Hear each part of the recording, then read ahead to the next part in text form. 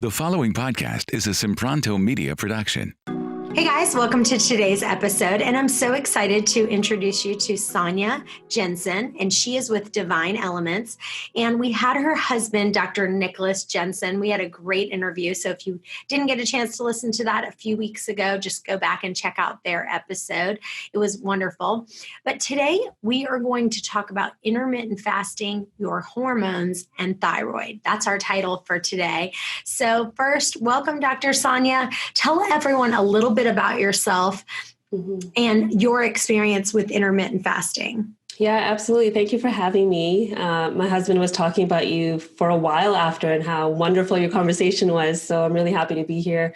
So my story with intermittent fasting was actually kind of a funny one. I was watching my husband do it for a while, and I was having children and nursing for, I'd say, about 5 years. I was either pregnant or nursing. So watching him go through this, I was like, what is wrong with you? Why aren't you eating? And until I started to do it myself and I finally understood the benefits that you receive from intermittent fasting, I really thought there was something going on with him.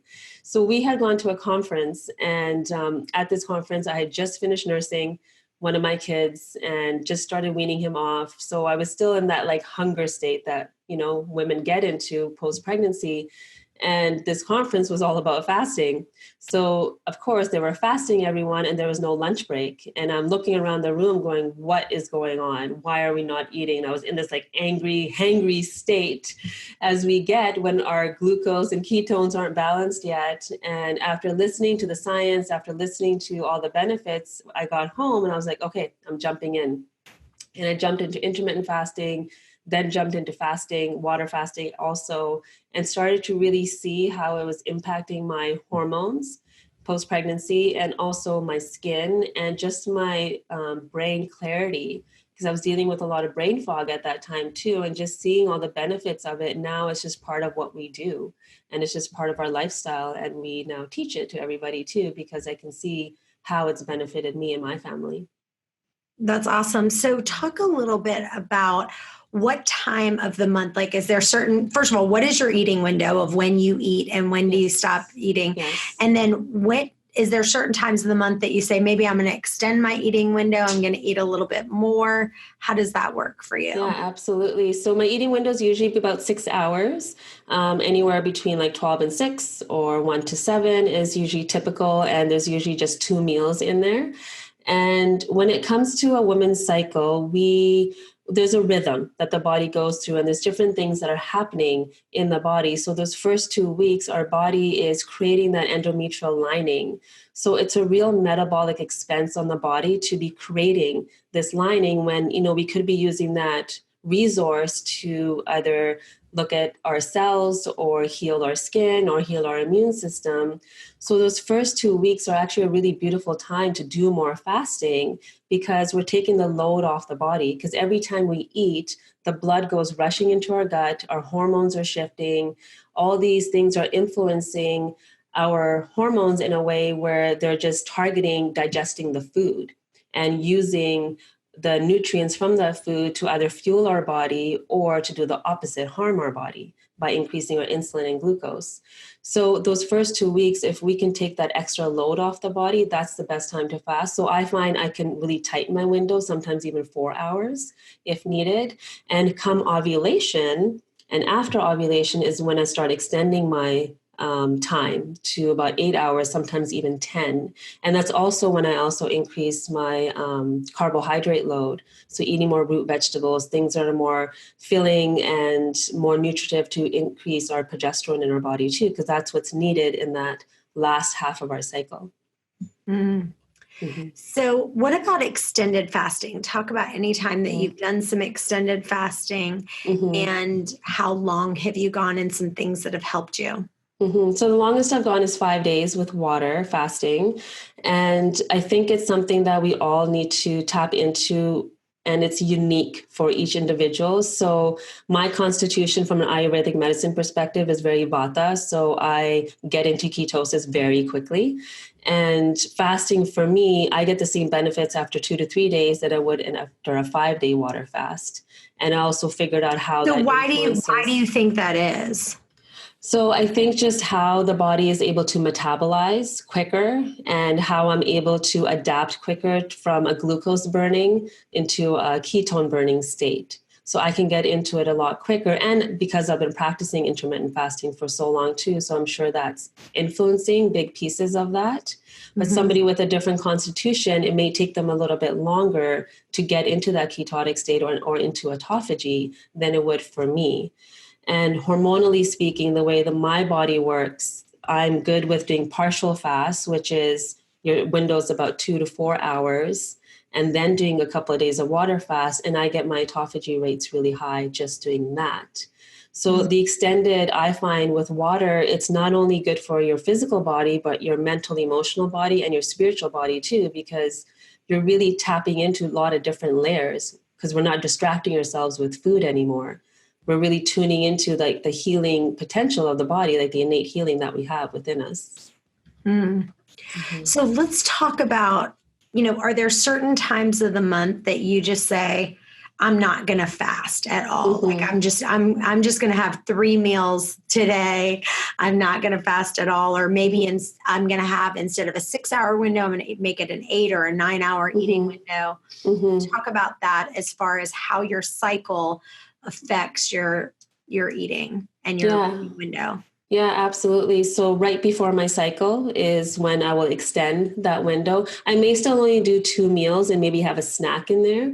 I don't necessarily do 3 meals, but once a week though, because we actually talk a lot about dietary variation. So we do the intermittent fasting, but we also have a feast day, which is really important for the thyroid. So even during the cycle, your thyroid and your testosterone are also doing a lot of work to make sure that the rhythm of your body is appropriate for when the lining is shedding. So right before the shedding happens, usually the body is requiring a bit more nutrition and requiring more of a load so that it can do its job well. So that's usually when I would increase my carbohydrates and increase the timing of my window as well. Hey guys, I wanted to tell you I'm offering a free weight loss virtual Bible study. Now is the perfect time to focus on understanding true hunger and fullness and learn what the Bible has to say about it.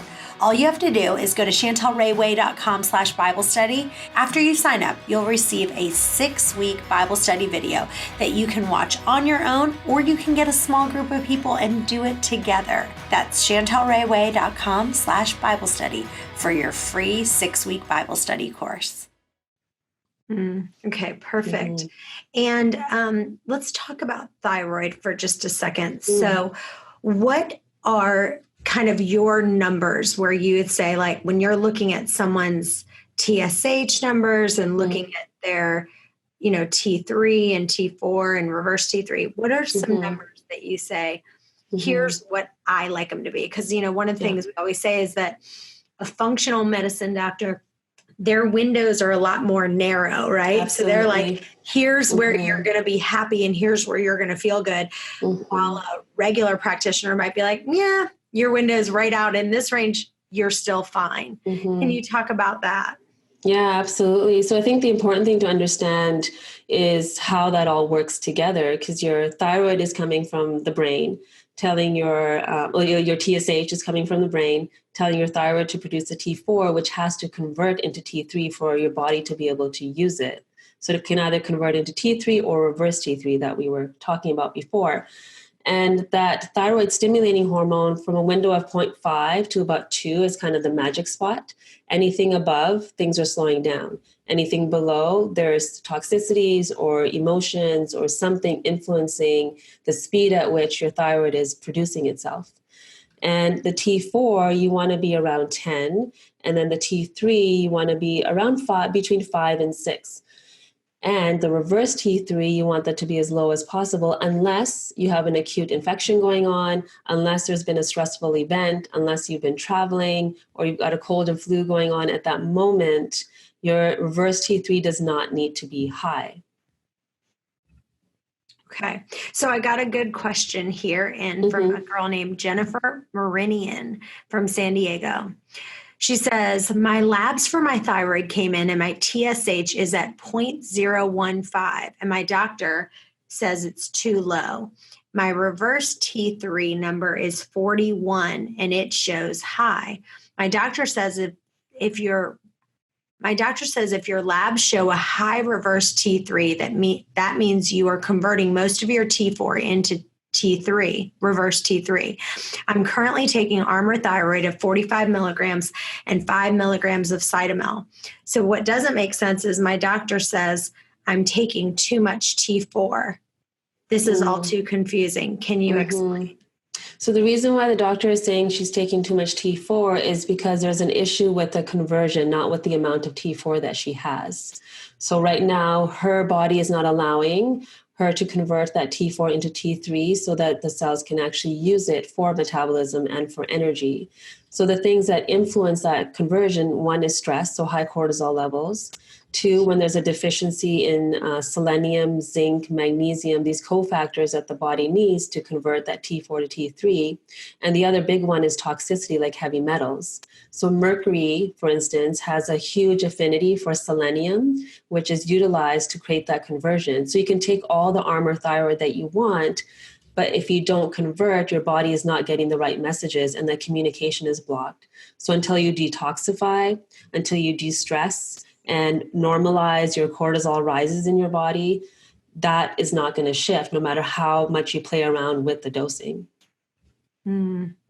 So for this person, what would be your suggestion for her? I would say get your heavy metals tested. So look inside your mouth. Do you have any mercury amalgams in there? What other exposure you would have to? I just got mine removed. I just got all my mercury out of my teeth removed. And I also I had 2 root canals. I got both of them pulled. Yeah. And since I did both of those, my thyroid has been working so much better. It's unbelievable. Like my test results from getting those 2 root canals, I just literally extracted those teeth. And then I got all the heavy metals out. And my doctor says that my thyroid is functioning better. Well, look at the proximity, right? And mercury, it likes to hide in tissues. It doesn't stay in the bloodstream for very long. So when we've had those silver fillings in there, it's really influencing over time. And every time we have a warm drink, it's off-gassing. It's off-gassing in room temperature. So number 1 would be to get those heavy metals tested. And it has to be provoked. So you want to do a urinary test to do that. And number 2, testing your different levels again, of course, and not just your TSH and your thyroid, but your progesterone, your cortisol, testing all your hormones would also be really beneficial to figure out just where your body's at the moment. So would so Cytomel is just T3, and then Armour is T4 and T3. So wouldn't you suggest that she takes a little bit less of the Armour, and maybe a little bit more of the Cytomel? Yeah, well, I couldn't really give that advice without looking at the full picture. But what I would do is, even if you're staying with those doses, do the testing to see what's influencing that conversion. Like, what is your cortisol? Like, what's your adrenal reserve right now? Looking at those components and looking at the toxicity component, detoxing, working on the stress levels, then you can start shifting the prescription around. And I've noticed that many times over. I have a lot of young women with Hashimoto's, and Hashimoto's is a huge toxicity problem because now we have antibodies against the thyroid. And the moment I start detoxing them, we start looking at the stress levels, things start to shift, and they're actually coming off of their desiccated thyroid very quickly. Yeah. Okay, this next one is from Judy from the UK. I think my daughter has threadworms. I think in the US you call them pinworms. They're tiny parasitic worms that infect the large intestines. The worms are white and look like small pieces of thread. My little precious Layla has been saying that her butt itches all the time, and I feel like does look like there's little pieces of thread in her poo. What do you suggest? Low sugar, working on the dysbiosis in the gut, so microbiome. So our microbiome is very diverse. If you look at our internal system and you look at a forest, it's very comparable. The forest has trees, shrubs, soil, fungus, bugs, all that, and so does our internal system. So depending on how this little girl was born, Because C-section versus vaginal birth, there's a huge difference on the microbiome foundation. She may need certain probiotics that are going to help build that foundation up for her again. So looking at that component and what's needed, and dietary-wise, eliminating gluten is a big one, and really reducing the sugar intake and dairy. Just by doing that, that starts to shift, and her body itself will, and upregulating her immune system as well to help support that. Now, I know that I've seen that they have, stuff for pinworms and like just the regular, Rite Aid or CVS. So you can get that. That's Is right. that just as good as then going to the doctor and getting a prescription for pinworms or threadworms? Yeah, you can always do that in the beginning to get rid of the symptom, but the symptom was there for a reason, right? So then, get rid of the symptom and help her feel better, and then look at the deeper causes of why she's susceptible to it. And that would be the microbiome and looking at her diet. Okay. And then the next question is about psoriasis. This is Candy from Dallas. She says, I have a really bad case of psoriasis. It has gotten so bad that I finally have decided to go on a prescription. I'm really scared to go on a prescription. I've tried to doing it the natural way as long as I can, but now I'm finally giving in.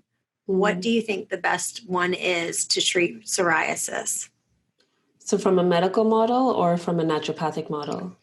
Well, I guess the question is,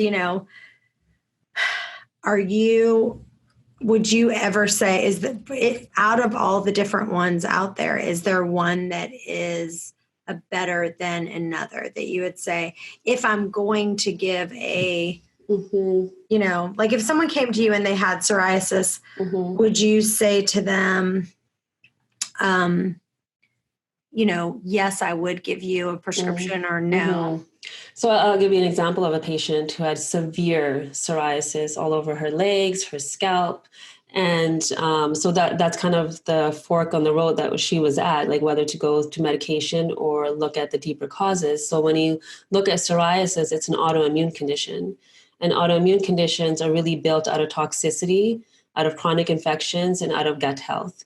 So what we did with her is we fasted her. So she started with the intermittent fasting. She's brought in a 24-hour fast once a week. We did a 5-day water fast with her. And at the same time, we started detoxifying her and detoxifying metals specifically out of her body. Her psoriasis started to disappear. And that was within 7 weeks. So the body has a capacity to heal. It just needs the right information. Because even with our naturopathic medicine, our nutraceuticals, we can just look at symptoms and suppress them. Just look at the skin and give that individual something for the skin or something for the immune system. But the underlying cause of that is either going to be the metals, the chronic infections, and the stresses, and the microbiome that is affecting the skin's ability to heal. And when we look at the body, if you think of it as a bucket, we have all these emunctories, these pathways of elimination that the body needs to function on a daily basis, because we're living in the most toxic time ever. And the primary emunctories are the gut, the lungs, the lymphatic system, and the kidneys. So if there's anything stuck in there, the body utilizes the secondary system, which is the skin. So you want to look at those 4 systems here to see, okay, is my lymph moving every day? Is my gut moving every day? How are my kidneys doing? How are my lungs doing? Am I breathing well? All those will then influence what the skin is doing. Hey guys, one of the things that will take your weight loss to the next level is coaching. You can either work one-on-one with me or one of our certified private coaches. If you'd like, you can schedule your free call. It's a 10-minute strategy call just to see if coaching is going to really take you to the next level. The other thing is listening to the audiobook. Listening to the audiobook and getting the video course that I've done, people are seeing dramatic results. If you just listen to the audiobook 30 minutes a day over and over and over again and get the video course, go to chantelrayway.com and check out the video course. You won't be sorry you did. Yeah, I can really relate to this girl because I struggle with psoriasis myself. And it's funny because I go to the dermatologist, I'm friends with him, and I'm a member at the Prince Dan Country Club. And I go to see the dermatologist, and every time he's like, I don't know why you come see me, Chantal. He's like, every time you come, I give you a prescription. So this last time he gave me a prescription for Otezla. And he was like, your psoriasis, I'm getting ready to go on a big trip. And I was like, I don't want to have psoriasis on my skin. We're taking our company with our top salespeople. I don't want to, have psoriasis everywhere. And he's like, why do you bother to come in? He's like, because we have this conversation all the time. He's like, he's a traditional doctor, Right. And he's like, I give you a prescription for Otezla or whatever it is at the time. You never take it. And he's like, you see me at the Prince Sam. Why don't we just catch up there? Like, if you want to catch up. And if you just want to connect. Yeah, if you just want to talk to me. And it's so true because it's like what happens is I literally go down that path. So like when I fast, my skin just clears. I mean, my skin looks amazing. And so I just fast, but then I will eat something. Maybe I'll start introducing dairy back into my diet, which I never do gluten anymore really, but every once in a while I'll put dairy back in my diet. I really want something. And I'll get to the point where I'm like, that's it. Maybe I should go ahead and get on this drug or whatever, because my psoriasis has gotten bad. And then I go there, I get the prescription, and I never fill it. I'm like, nope, I know what I need to do. I just need to fast, and I'll just fast a little bit more, clean up my diet a little bit, and it starts to go away. Yeah, well, you have the tools, right? Yeah, exactly.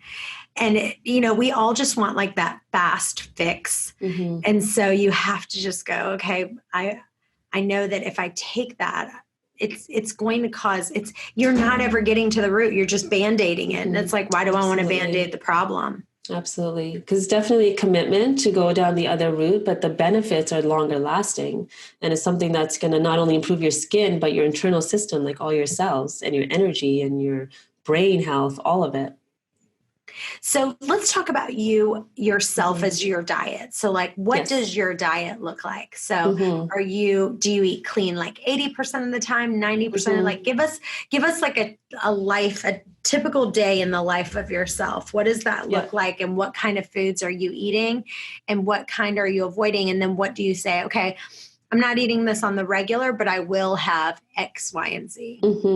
Yeah. So my typical day would look like, having my morning practice in the morning, starting my day off with water. And when I break my fast, I actually have a fat tea. I'm not a coffee drinker. So I make a chai tea with either some coconut oil or MCT oil, something like that. And then that's kind of what I break my fast with. And my lunch will typically be some sort of a lentil soup, some avocado, a salad, depending on where we are in our seasonal rhythm, whether it's winter or summertime. I eat a substantial amount because that is going to carry me then to my next meal, which is also typical, lots of vegetables. Like my plate, if you look at it, it's all vegetables, a good amount of fat, and a very small amount of protein because I'm actually vegetarian. So that's kind of my typical day. And my week, I have variation in my week where I will intermittent fast for about 5 days. And then one day I do a 24-hour fast from dinner to dinner. And then I have a feast day, which may be brunch that day where we have eggs. So I do eat eggs with some avocado, maybe a yam hash or something like that. And typically I would say for a clean diet, I'm pretty like 90-10, maybe even 95-5. But that's built over the years. And the thing that will creep into my diet once in a while, I don't buy gluten. I don't buy a lot of dairy except for our grass-fed butter and our grass-fed cheese that we use for our kids sometimes. So I do avoid gluten, dairy, and sugar as well. But when we're out, we're traveling. We just came back from Mexico. We ran our retreat and variation is key. So I will stress my body a little bit with those foods sometimes to make sure my body is adapting and is able to deal with it. I love that. And I think that pattern of eating is where I see the most success. So I'll repeat back what I heard you say, where you're having like 5 days, you're just eating in a 6-hour window. One day you're maybe just eating one meal and doing a 24-hour fast. And then one day you're probably extending that window to maybe an 8 or 9 hours and having 3 meals that day and kind of not worrying about fasting that day. That's right. Right? That 5. Yeah, absolutely. That is a magic sauce right there. Like that is me. I love to do that. I would still say in that where I'm having the 3 meal day, I'm still probably eating it in an 8 or 9 hour window. Like I'm not doing like a 12-hour window, but I'm definitely having usually I do that on Sundays because I like to have brunch.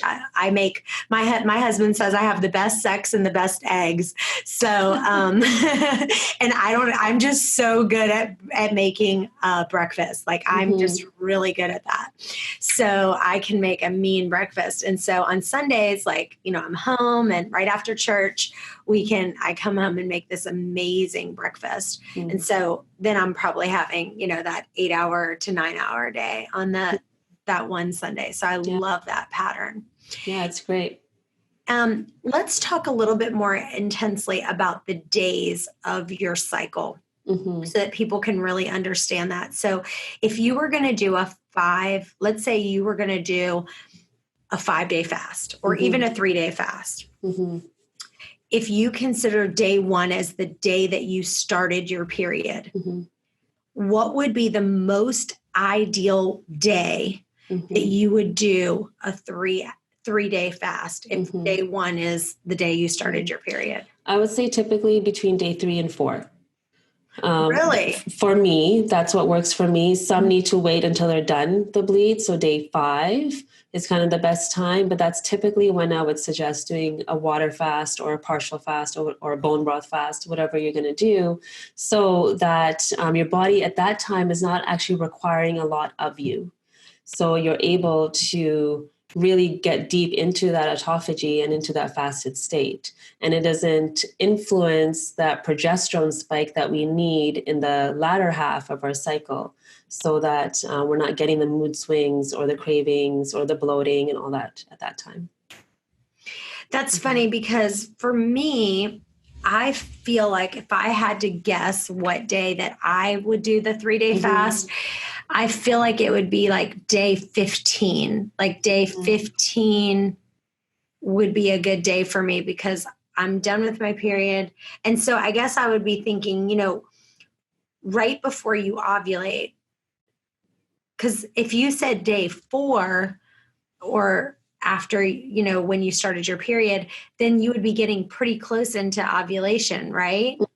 So yeah, so if your body feel like, okay, wouldn't it be wanting food at that time because your body's thinking like, okay, it's the time of ovulation. Does that make sense? No, absolutely. I think this is where it varies for women. So some women actually thrive doing it that way. And then some women will thrive doing the fasting on just day 1 or week 1 and week 3, and alternating week 2 and week 4 are the weeks where you don't want to do a lot of fasting. Whereas some up until ovulation, which will typically start to happen between day 10 and 14, is usually where women maybe now won't want to fast. But what I've noticed working with women is if I fast them in those first 2 weeks, ovulation is a non-issue now. Because sometimes some women have either the ovulation pain or all of a sudden there's just something that shifts inside of them when it comes to their mood. And what they've noticed is by bringing the fast in that first week or so is helpful in how they feel during ovulation. And then they kind of move into the higher carbohydrate and extending the window out then. So even within that, it's very individual. So I would experiment with both. Explain that again. So you're saying, so if you just had to take the general woman and are you saying week 1 and week 3? So if you would say right after your period, like day 3, after that happens, then you would say, so consider that week 1. That's right. Yeah. And then week 2, don't do it. Then week 3, you could. And then week 4, definitely don't do it. Yeah, absolutely. That is definitely your body will fight you. Yeah, your body will fight you. And that's right. Because, I feel so blessed that I have such amazing doctors like you come on our show because I do a lot of fasting. Like, I don't really know anyone who does quite as much fasting as I do. I've slowed down a little bit in the last couple weeks, but I do a lot of spiritual fasting too, where I'm just really trying to hear from God and what he wants me to do. And so that's when I'll do like a 3-day fast. But I was always like, what is, as much fasting as I've done, I feel like I should be getting better and better and better. It should be easier and easier and easier. And I felt like for a while I was thinking, well, I'm doing great. This was the easiest 3-day fast. Then the next one, I was like, this is the hardest thing I've ever done in my life. What's going on? Until I figured out that trick about the hormones. That's right. And so I think that's really powerful what you said. Like, I think that's probably the same for me. I would say, now that I'm thinking about it, probably that day 3 or day 4 and then day 15. Yeah, which would absolutely. be like week 1 and week 3, like you just said. Yeah. And our times or our seasons in life will change too. So going through perimenopause, menopause, like all that will shift. So the more tuned in you get into your body and what it needs, the easier it becomes to really understand when is the best time for you to fast. Hey guys, I want to tell you about a great product that you absolutely cannot live without, and it's called Digest Aid. When you're stressed, you might not be able to produce as much stomach acid. And if you're eating a little more right now and you're stressed, you need help to digest your food. My Digest Aid that I created has enzymes that are capable of doing just that. It has both betaine HCl, not just HCl, but an enzyme pepsin that helps your body digest your food, which is really unique. And right now, all of our products are 30% off. Go to chantelrayway.com, click on store, and get yours for 30% off. Just use the promo code podcast. Yes. So now let's talk a little bit about your hormones. So what are some of the things that you would say if someone came to you and they said, okay, how do I know if I have adrenal stress or if my testosterone is low, and kind of what are some of the symptoms before you would say, okay, let's test this, right? Absolutely. What would they be feeling? So one of the typical things are like brain fog, fatigue that's unexplainable, like you're getting a good night's sleep maybe, but you're waking up really lethargic in the morning, or you're having to go for that cup of coffee in the afternoon and not feeling like yourself. That piece, I think, is the biggest one. Women, especially if you're still cycling, there's a moment in your cycle where all of a sudden it's like, I just don't feel like me anymore. I'm saying all these things to my partner that I don't want to say. There's a voice inside of me telling me to stop talking, but I just keep going. And there's just more irritability and frustration. Low libido is huge. Breast tenderness also. If somebody is having, their cycle isn't actually really bright looking with freshness, that's a huge one as well. Skin issues, right? So let's talk about that. Let's talk about that for just a second. So like, let's say that, are you saying like if their blood is a little bit brown, maybe it's not like... Yeah, brown or clotty. If there's lots of clots, that's a huge So what one. would that mean? What would that mean? Yeah, so that means estrogen dominance. That in conjunction with breast tenderness. So usually estrogen dominance from the environment. So, estrogen's everywhere. It's in the products that we use.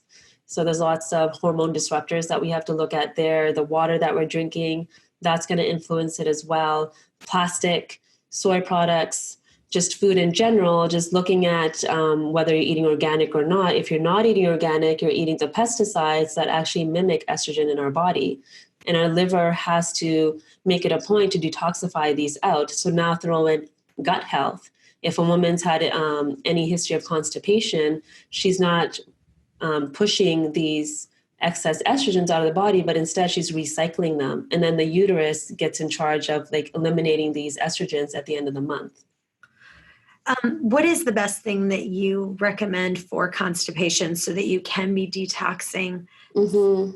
Yeah, I think in conjunction with fasting, fiber, of course, lots of vegetables, and looking at the season. So if it's winter, like for me here right now, we're still in winter, making sure you're eating things that are easy to digest. So soups and stews are going to be your friend at the moment, not so much raw food. So making sure you're eating for your body. And some women or some people will do food sensitivity tests, which will tell you what your body is reacting to.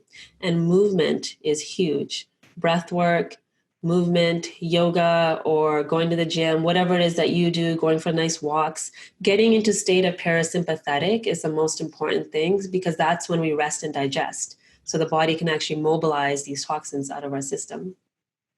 So I want you to expand on that just a little, because you said right now it's winter for you, and now it's better to be eating soups and stews instead of raw food. So you're saying when it's the summertime, your body could more easily digest raw foods than in the wintertime, you should be eating more cooked food. Explain that, and where did you get that from, and how does that affect your body? Yeah, so that's from traditional Ayurvedic medicine. If you look at the different constitutions, so in wintertime, our digestive fire is a lot lower, just as it is in the evening time too. So when the digestive fire is lower, it's harder to break things down. So this is where spices and things like that come into play. So you want to increase the amount of spices you're having in the winter and eating things that your body doesn't have to work too hard, because your body's working hard to keep you warm at that time. Winter time. Summertime, our digestive enzymes have shifted. Our microbiome has shifted in every season. So our microbiome will change according to what we're feeding it and according to what the seasons are as well. So the microbiome is more equipped in the summertime to break down raw things than it is in the wintertime.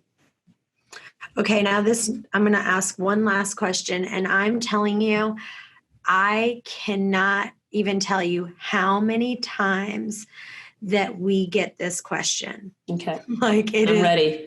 Unbelievable about fasting. Okay. My name is Susie, and I literally find myself shivering when no one else is. I do a lot of fasting, and I just feel like I'm always cold. Do you think I have anemia? I can't figure out why I'm just constantly tired and I'm constantly cold. I feel like every time I fast, if I eat 3 meals a day, if I decide to do that, then I'm fine. But the minute I do a longer fast or a 24-hour fast, or even if I just eat in a 4-hour window, I am freezing. Everyone at work makes fun of me because I walk around the office with a jacket on all day. Why are you so cold when you're doing fasting? So a few thoughts that I have with that. I mean, the first one that we always go to is the thyroid. So why is our temperature not regulating, and why is the fasting really influencing the thyroid as it is? So looking at your thyroid numbers, looking at your ferritin numbers to see what's going on there. Again, testing your heavy metals, because toxicity will inhibit you from getting into ketosis where you shouldn't be shivering. If you're still in that state of burning glucose when you're fasting, the body will shiver because it's requiring more fuel. So if you're not able to tap into the ketones, again, the body will shiver. One of the best tricks that I used for myself, because I was that person that shivers and gets cold quite easily in hands and feet, are cold showers.